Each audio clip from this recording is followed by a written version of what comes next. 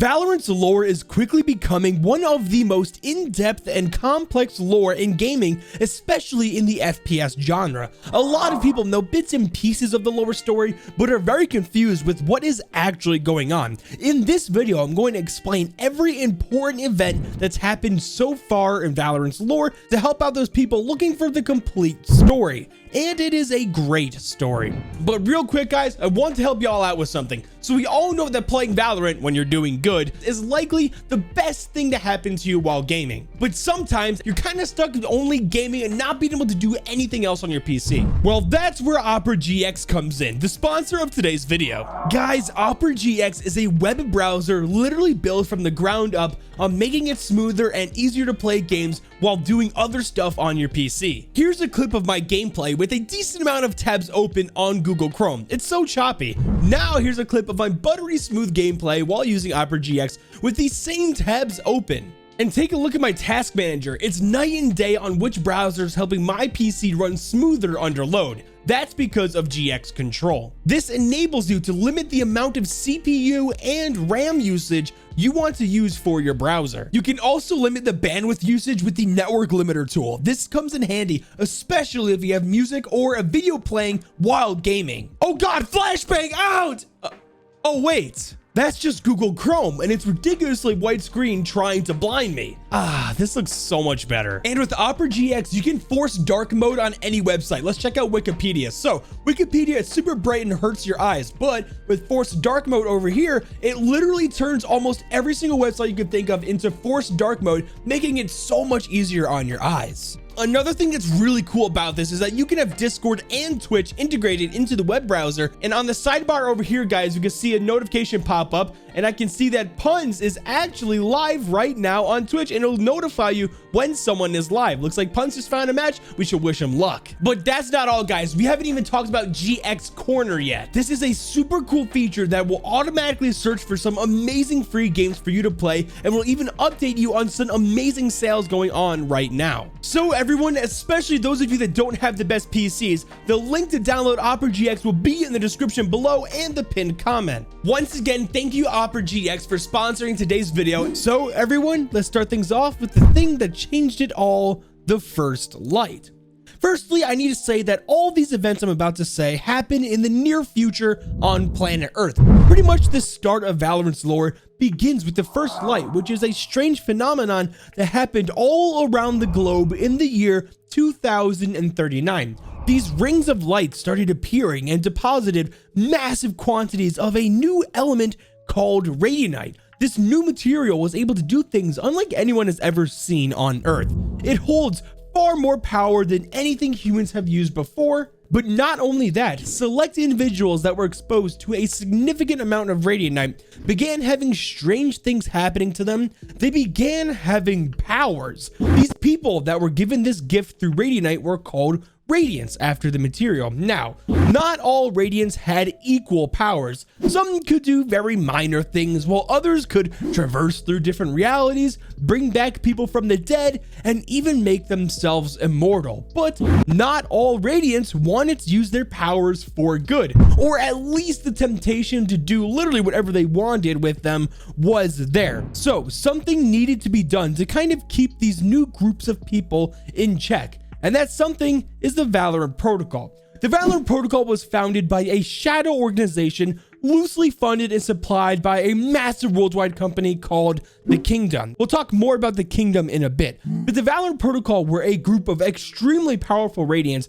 and non-Radiants unified through one command with the mission of protecting Earth in case any other Radiants spanned around the globe decided to go rogue at that time. At first, it started out small with only a few agents like Brimstone, the leader, Viper, Sage, and Omen, for example. But throughout the years, it has expanded into a 19-person operation with the newest addition of Neon, a Radiant from the Philippines. But I'm getting ahead of myself. You may be wondering why the newly founded Valorant Protocol would even recruit agents that didn't have Radiant powers. Well, that doesn't mean they can't be effective with other means, because Radianite not only can turn people into Radiants, it can have other uses for it as well. Welcome to the Kingdom. I talked a little bit about the Kingdom earlier, but they are this massive company with different facilities all around the world. They started off as just an energy company after the first light happened, quickly finding a way to harness the raw energy of radianite and refining it in such a way to power civilization. I'm not even kidding, but before long, the Kingdom was able to power literally 3/4 of the entire world's energy needs. One company spread around the planet, powering civilization. But the scientists employed by the Kingdom found new ways to use radianite. They developed sophisticated weapons with the material being able to make machines they could only dream of previously. And that's exactly what some of the agents on the Valorant protocol used to fight rogue radiants if needed. They themselves might not have any powers like Killjoy, for example, but given the right weapons fueled by radianite, and they become a force to be reckoned with. The combined powers of the protocol will be tested, though, as a new threat has just entered the atmosphere. A threat that will challenge the protocol and Earth as a whole. A threat named Mirror Earth. Now, this next part is an insanely clever way to explain, lore-wise, why the agents are fighting each other in each match of Valorant, and explains why you can have interactions like a Sova fighting a Sova, a Phoenix fighting a Phoenix, and so on. It's because of Mirror Earth. Now, we don't really know how Mirror Earth came to be, or if it's always been there, or only started existing once the first light happened in 2039. But it's exactly what the name entails. It's an almost exact replica of our Earth, but on a different plane of reality. Mirror Earth has their own Valorant protocol, their own kingdom, and their own problems. And the biggest problem they have on Mirror Earth is that they're running out of radianite. For whatever reason, their radianite supplies are at an unsustainable low, and the only real solution they have to save their planet is to, well, raid ours. I don't think the inhabitants of Mirror Earth are inherently evil, but they found a way to travel from their reality to ours via a teleporter they constructed or rifts to steal our radianite. And the first occurrence that we know of this happening is the Venice incident of 2049. So a whole 10 years have gone by since the first light, and we have just arrived on the first major disaster on Valorant's lore timeline. Our Valorant protocol on our Earth, which I'll be calling Earth 1 from now on in this video, got intel that an agent was sent over from Mirror Earth with a device called the Spike that, when activated near a big supply of radianite, will teleport the material from Earth 1 to Mirror Earth. Agent number 9 Phoenix was deployed to stop the thief, which happens to be a Mirror Earth agent Jet. Sage gave over comms that he needs to do everything he can to stop her from detonating the spike, as they really don't know what will happen to the area if it detonates. Well, the overconfidence of Phoenix got the best of him as he very nearly cornered Mirror Jet, but the will to save her planet fueled the Jet's desire to survive. She managed to take out Earth 1's Phoenix. When Phoenix awoke, the true horrors of what the spike is capable of doing was realized. Destroyed with rubble and buildings floating in the air, a section of Venice, Italy was suspended off the ground. And it's been like that for a few years. The blame was placed on the Kingdom for not warning the public of the threats of radianite, and their stocks plummeted. The public thought it was just a radianite disaster and is unaware of the true threat, Mirror Earth. With radianite as the common source of the attacks, the Kingdom's facilities became the site for many battlegrounds. Every map of Valorant is affiliated with the Kingdom in some way, whether it's a refinery on Bind, storage plant on Haven, radianite transportation facility on Icebox, or the headquarters of the Kingdom on the map Split, and they've all been targets for Mirror Earth attacks to try and steal radianite. Literally the very next day after the Venice incident of 2049, another attack is underway on the Kingdom refinery of Bind in Rabat, Morocco. Killjoy is already on site trying to defend when Viper and again Phoenix lands to aid her. The spike has already been planted by the Mirror agent and Killjoy doesn't know how to stop it. Just then, Phoenix takes off in pursuit of the Mirror agent. After a quick display of his powers, he comes to find out that the enemy is, well, him. I can only imagine what's going on in his mind as he watches himself get up off the ground. That moment of shock and hesitation, realizing that the enemies that have been attacking Earth are, well, themselves. This gave the Mirror Phoenix time to escape when Viper came to help a shocked Phoenix. But they get back to the spike, and Killjoy finds a way to make a diffuser with a superheated Radiant Core as its power source. They defuse it and take the spike back to the protocol's headquarters for evaluation. But if Phoenix, a valued member of the Valorant protocol, didn't even know that the attacks on Earth 1 are being carried out by Mirror Earth, then I can only assume that the vast majority of the public are unaware of this even happening as well. Some time has passed and another Mirror Earth attack is underway, except this time it's at the Kingdom shipping site of Icebox. Making another appearance to save the area, Phoenix was deployed alongside Yoru, a Radiant that will be invited to join the protocol later after this mission. Together, they are able to stop the agents of Mirror Earth from detonating the spike once again, even though they were outnumbered. The agents on the protocol each bring their own stories that I cover much more in depth in my individual agent lore series I've been making. But for this video, I'll only really cover the agents that bring an insane amount of lore to the overall story of Valorant as a whole. So let's start with KO, an agent that comes from an alternate reality where Radiants were in a war to wipe away humanity from existence. KO was created by someone we still don't know who, and was specifically designed to nullify Radiant's powers and kill them. After KO killed the Queen of the Radiants, Reyna, the war between Radiants and humanity was over and the humans were saved. He left his timeline by most likely using a highly advanced teleporter and landed in our timeline on Earth 1. He warned the protocol and the humans of the potential of Radiants to rise up and rule the world, but as for now, humans and Radiants are working together to save themselves from Mirror Earth. Another agent that adds so much lore to the Valorant story is Chamber.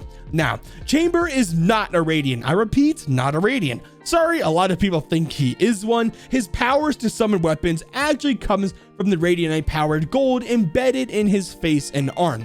But Chamber brings a lot of lore to Valorant because of the terrible things he's done. He worked alongside his mirror agent Chamber, and this is an incredible event because they are the first agents to actually work together with their mirror double. Granted, they definitely don't trust each other at all, but here's what they did. They are the sole reason why the map Fracture exists for us to play on in Valorant. You see, Fracture is actually the site of a top secret Kingdom research lab called the Everett Lind Research Lab near Santa Fe, New Mexico.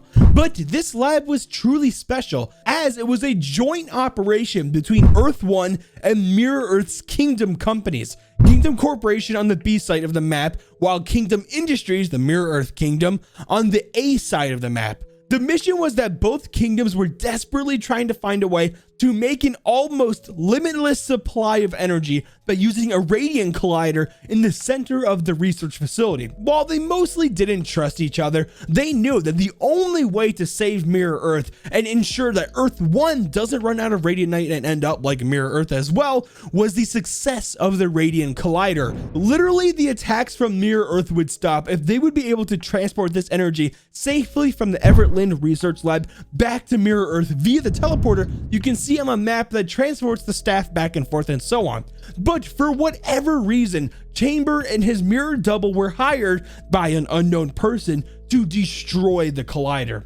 They both lined up on opposite sides of the map with their sniper rifles and each shot a bullet into the heart of the collider, causing a chain reaction of destruction. They managed to escape, but many scientists died during the evacuation process. The result, a literal fracture extends throughout the map and beyond. No one knows that Chamber is the cause of the disaster, and I'm sure whatever little trust the two kingdoms had for each other is now gone. Now that hope is almost entirely gone from Mirror Earth, they might get desperate to try and save themselves. I think the Valorant protocol on Earth 1 realized that, so has been hinting at for a while now that they might launch a mission to make contact with Mirror Earth to hopefully find a peaceful way to end this. It was hinted at greatly in Chamber's cinematic trailer, where it looks like Brimstone and Viper were trying to access teleporters to travel to Mirror Earth, but were ultimately captured. Chamber and his mirror double rescued them, which led to Brimstone recruiting him into the protocol, even though himself and other agents like Cypher don't entirely trust Chamber. We also know that Viper and Cypher were sent by Brimstone to try and see if they can recover the blueprints to the teleporter used by the Kingdom Industries, or more commonly referred to as Omega Kingdom, to transport people and equipment from Mirror Earth to our Earth. We know that Cypher and Viper were unable to find the blueprints on how to replicate the teleporter, and the mission failed. But sometime afterwards, Killjoy reported to Brimstone that she has actually made a good amount of headway and progress on creating the teleporter. She says how Chamber provided her the blueprints of the teleporter to reach Mirror Earth.